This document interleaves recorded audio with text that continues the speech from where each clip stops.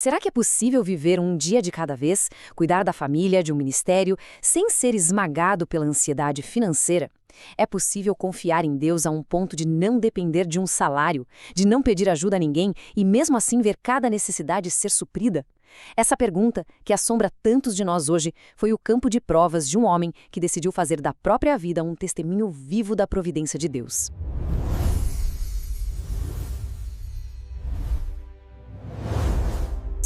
Graça e paz, estudiosos da palavra, sejam muito bem-vindos ao canal Mestre da Didaquê. Se você deseja sair da superficialidade espiritual e construir uma fé inabalável, sólida e bíblica, pode ter certeza que chegou ao lugar certo. Hoje, vamos mergulhar na vida extraordinária de George Mueller, um homem que ousou testar as promessas de Deus de uma forma que desafia a nossa lógica. Antes de prosseguirmos neste estudo, já peço que deixe o seu like, inscreva-se no canal e compartilhe este vídeo com alguém que precisa ouvir essa palavra. E se quiser se aprofundar, conheça o material da Escola de Desenvolvimento Cristão Mestre da Didaquê. O link está aqui na descrição. Muito bem, vamos mergulhar nisso. A história de Mueller não começa, como a gente poderia imaginar, em um lar piedoso. Pelo contrário, ela começa na escuridão, o que torna sua transformação ainda mais impressionante e cheia de esperança para todos nós. Ele não foi alguém que herdou a fé, ele a encontrou de uma forma absolutamente dramática. Nascido na antiga Prússia, filho de pais que não tinham nenhuma religião, o próprio Mueller descreveu sua juventude com uma honestidade brutal. Ele se via como um mentiroso e um ladrão. Ele foi estudar teologia não por um chamado, mas por pura ambição. O que ele queria era a segurança de uma carreira religiosa, não o serviço a Deus. Uma motivação que, infelizmente, não é tão rara assim hoje em dia. Mas então, em 1825, aos 20 anos, algo mudou completamente o rumo de sua vida. Ele foi convidado para uma pequena reunião de oração. E o que o impactou não foi um sermão brilhante ou um milagre espetacular. Foi algo muito mais simples. Ele viu, pela primeira vez na vida, pessoas orando de joelhos. Aquela humildade, aquela sinceridade, abalou ele profundamente. Ali, naquele momento, o jovem perdido encontrou a Deus, e uma transformação radical teve início. A partir dessa conversão, Mueller não mudou apenas o seu comportamento. Ele estabeleceu um princípio de vida tão radical, mas tão radical, que se tornou o motor de todo o seu ministério. Ele decidiu viver sob uma única e absoluta regra, a regra da oração. E a clareza desse propósito é algo que impressiona. A regra era simples, direta e absoluta. Confiar exclusivamente em Deus para cada necessidade, sem jamais, em tempo algum, pedir ajuda a um ser humano. Ele queria provar, para uma geração que já estava se tornando cética, que Deus ainda ouve e responde orações. A vida dele se tornaria uma demonstração pública da fidelidade de Deus. E isso, veja bem, não era só uma ideia bonita, uma filosofia. Tinham consequências práticas e muito arriscadas. Ele abriu mão de um salário fixo, se comprometeu a nunca revelar suas necessidades financeiras e se recusou terminantemente a entrar em dívidas. Em um mundo como o nosso, que é construído na base do crédito fácil e do planejamento humano, a vida de Mueller era quase um ato de rebeldia contra a tirania da autossuficiência.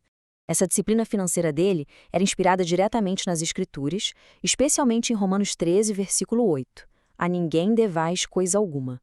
A força desse imperativo no grego sugere um comando contínuo, não permaneçam em dívida. Mueller transformou isso em 3 passos simples e negociáveis. Primeiro, não se endividar, ponto. Segundo, não pedir ajuda aos homens. E terceiro, só comprar aquilo que pudesse ser pago com o dinheiro que ele tinha em mãos. Esse era o alicerce, e foi sobre esse alicerce que ele construiu uma obra que cuidou de milhares de crianças. Então, vem a pergunta principal. Esse experimento de fé funcionou? Pois é, Mueller não apenas acreditou, ele documentou tudo, meticulosamente. Seus diários são um registro impressionante de como a fé radical encontrava a dura realidade do dia a dia e de como a providência divina respondia. Mas e quando a teoria encontra crise? O que acontece quando 300 crianças órfãs estão sentadas à mesa para tomar o café da manhã? Os pratos estão vazios, a despensa está vazia e não há um centavo em caixa. É exatamente aqui que a história de Mueller se torna lendária. Certa manhã, a situação era exatamente essa. 300 órfãos esperando. Comida? Nenhuma. O que Mueller fez?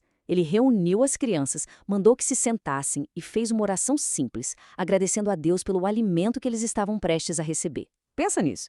Minutos depois, uma batida na porta. Era um padeiro que disse ter acordado às 2 da manhã com uma forte impressão de que deveria assar pães pro orfanato. Logo em seguida, o carroceiro que entregava o leite quebrou bem em frente ao portão e ofereceu todo o leite para não estragar. O café da manhã foi servido. Em outra ocasião, viajando para a América, o navio dele ficou parado por causa de um nevoeiro denso. O capitão disse que eles se atrasariam. Muller respondeu que precisava estar em Quebec no sábado. Ele convidou o capitão para orar. Muller fez uma oração muito simples, pedindo a Deus que removesse o nevoeiro. O capitão cético começou a orar também, mas Muller o interrompeu dizendo: primeiro, o senhor não acredita que ele fará isso, e segundo, eu acredito que ele já fez. Quando saíram da cabine, o nevoeiro tinha sumido. O capitão, chocado, se converteu mais tarde. Mas a fé dele não se mostrava só nas crises imediatas. Ela se mostrava numa perseverança quase inimaginável. Muller orou diariamente por 2 amigos de sua juventude por 52 anos. 52 anos. Ele nunca viu esses amigos se converterem. Em seu diário, já perto de morrer, ele ainda os mencionava pelo nome. A história, porém, não terminou ali. Depois que Muller morreu, ambos os homens, um após o outro, entregaram suas vidas a Cristo. As orações dele continuaram dando frutos mesmo depois de sua partida. A pergunta que fica é: de onde vinha essa fé inabalável? Não era de um otimismo cego ou de uma personalidade forte. Não. A fonte de tudo, o combustível que alimentava sua vida de oração, era a própria Palavra de Deus. Miller descobriu um segredo que muitos de nós esquecemos. Ele percebeu que ler sobre a Bíblia não é a mesma coisa que ler a Bíblia. Ele deixou os comentários de lado e começou a meditar diretamente nas Escrituras, muitas vezes de joelhos. Ele mesmo disse: aprendi mais em poucas horas do que antes durante alguns meses. E o mais importante, recebi assim força verdadeira para minha alma. A palavra alimentava a fé e a fé impulsionava a oração. Era um ciclo. E os resultados dessa devoção são espantosos. Antes de falecer, ele afirmou ter lido a Bíblia inteira cerca de 200 vezes. Pensa nesse número, 200 vezes, de Gênesis a Apocalipse. E 100 delas, ele conta, foram de joelhos, em súplica e adoração. Isso não é uma leitura casual, é a imersão de uma vida inteira na palavra viva. E o resultado dessa imersão na palavra? Uma vida de oração respondida. Seus diários, que ele mantinha não para a própria glória, mas para a glória de Deus, documentam mais de 50.000 respostas específicas de oração. 50.000! E não eram orações genéricas, não. Ele pedia por coisas específicas e registrava, com data e detalhe, como e quando Deus respondia. E o impacto humano disso tudo? Mais de 10.000 órfãos foram cuidados, alimentados, vestidos e educados em seus orfanatos em Bristol, na Inglaterra. Tudo isso sem nunca pedir um único centavo a ninguém, apenas orando e confiando na provisão de Deus.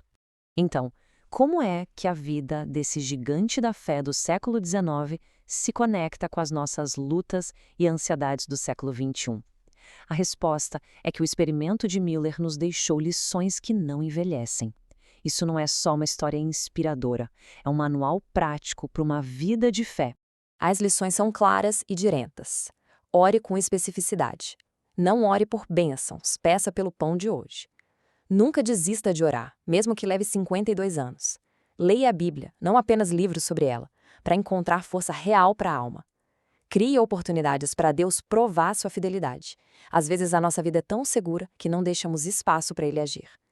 Administre as finanças com princípios bíblicos, fugindo das dívidas. E, algo crucial, documente as bênçãos de Deus. Mantenha um diário de orações respondidas. Isso vai construir um memorial da fidelidade dele, que sustentará a fé nos tempos difíceis. O que nos leva à pergunta final. Qual é o impossível em nossas vidas, que em vez de ser uma fonte de ansiedade, pode ser na verdade um convite de Deus para testarmos a sua fidelidade? Qual é a oportunidade que se apresenta para provar que o Deus de George Muller ainda vive e responde àqueles que ousam confiar nele? O aprendizado não para por aqui. Para sair da superfície e se tornar um aluno oficial da nossa Escola de Desenvolvimento Cristão, com acesso a cursos e trilhas completas, acesse agora. O link está na descrição. Não saia deste vídeo sem deixar o seu like, se inscrever no canal e compartilhar este estudo. Que a maravilhosa graça de Cristo, o amor de Deus Pai e as consolações do Espírito Santo guardem a sua mente e o seu coração. Edifique sua vida com propósito. Até o nosso próximo encontro.